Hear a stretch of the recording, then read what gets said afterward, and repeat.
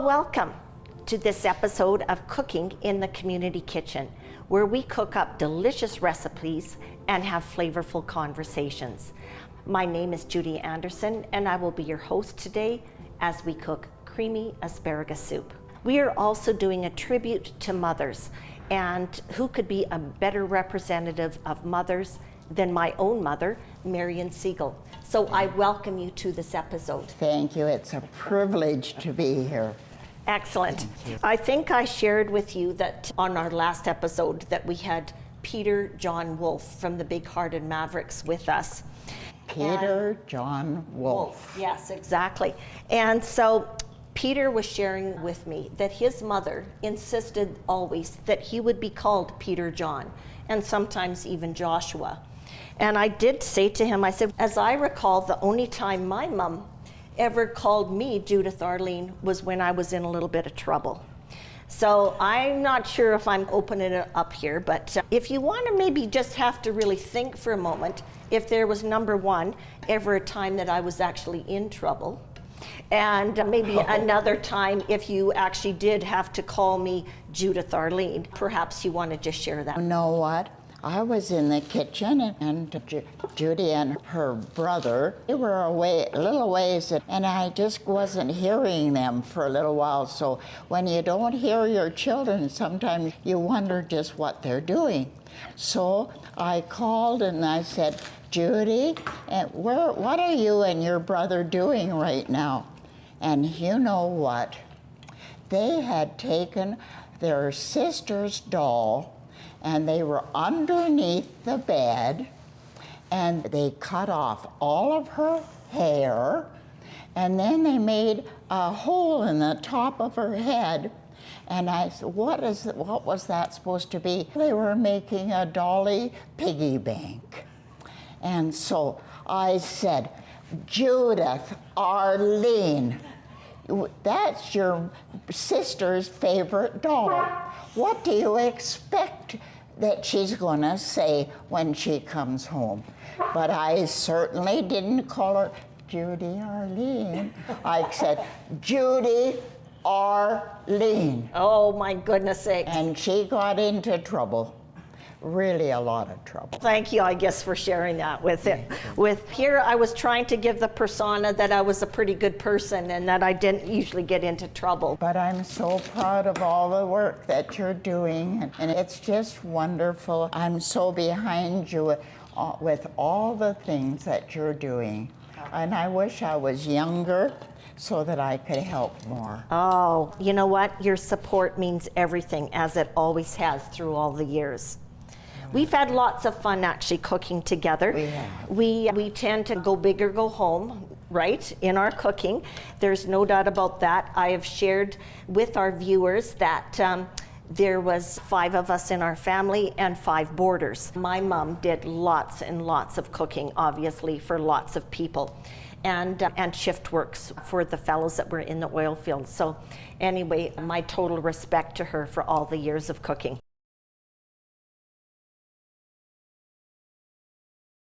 One of Mom's special treats in our family was always having fancy butter. There was always a design on the butter. Thinking maybe I could give you a break from stirring this for a minute, and if you want to just show how you managed to create the fancy butter. Oh my goodness. Oh, this was just a fun thing that I did at the last minute. Well, I could do it the day before. Just have your spoon just nice and warm. Not too hot, but just a little bit warm. Just make a little circle, and we're going to make a little flour behind here. I'm going to just rinse it off a little bit, warm it up, and there now. Oh, I think that's looking pretty good. I think people just think it's neat. There, how's that?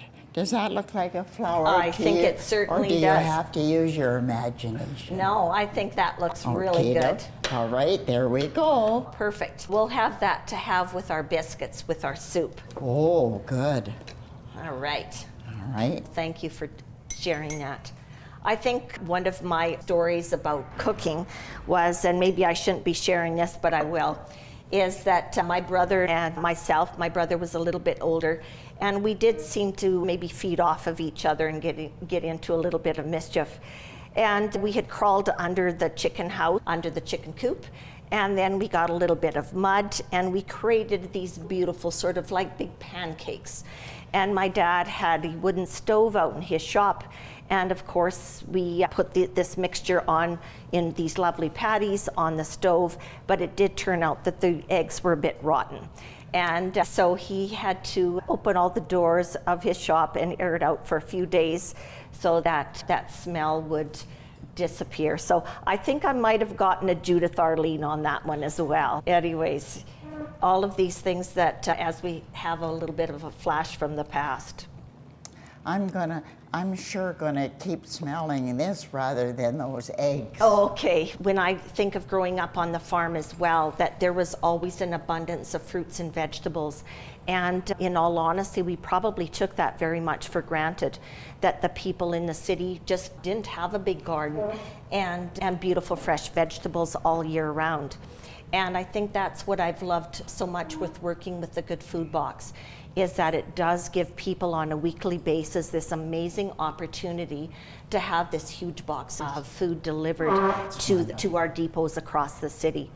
And we're really proud of that. I want to shout out to H&W Produce for donating the asparagus and the onions for our set. And them with 7 other wholesalers actually is where we get the produce from for the Good Food Boxes. The quality is absolutely number one. We have basically no complaints about any of the ingredients. And we are just proud to serve Calgarians in this way. And last year we did serve over 19,000 Good Food Boxes in the Calgary and surrounding area. And it really is a day to celebrate. Yesterday, this week, we had our record high of all the years of the community kitchen, and that was 1,300 Good Food Boxes. Isn't that wonderful? So that is pretty amazing. Wonderful. It really is. So we just know that these are a lot of that perhaps are hungry and needy, or others, the ones that just want to have a really good, know that they're getting a top quality for their pricing as well. So we have no means test with any of the programs at the community kitchen. And I think that's also one thing that really touches my heart, is that if people are in need, they don't have to humble themselves one more time to actually show their need.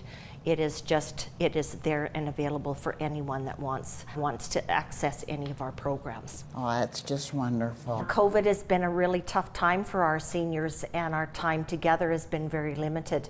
So we want to take every opportunity to be able to seize the moment, for sure. Yeah. I think when we think of COVID and our seniors, I do have to say such a special thanks for the Chartwell Harbors for keeping my mom and all of our loved ones there very safe throughout this really difficult time. And as things open up and move forward, we just can't wait to be able to celebrate Mother's Day and all kinds of, maybe it's just special Fridays, special Thursdays, whatever the day is, that we can have that time together and embrace. We need to be able to hug more. And those are the things that we're all looking forward to. You know what, when we've had our many projects together, what we've always done is ended with a cup of tea. Of course. And you know what, this set really is mine, as what I received as a little girl. What a privilege, Judy. Thank you so much. And I hope everyone that makes this beautiful asparagus soup, they'll end up with a cup of tea and a thankful heart. That's right. Isn't that lovely? Cheers. Good. Thank you. We wish all of you a very happy Mother's Day, and sure. to all the women that you love. And maybe we'll send some love to them all, right? All right, We should do that. You Let's bet. shoot them all some love. Thank Absolutely. you to all Laura and all of them. Exactly. Yeah. And to everyone that has been so kind to follow us. We look forward to sharing another recipe with you next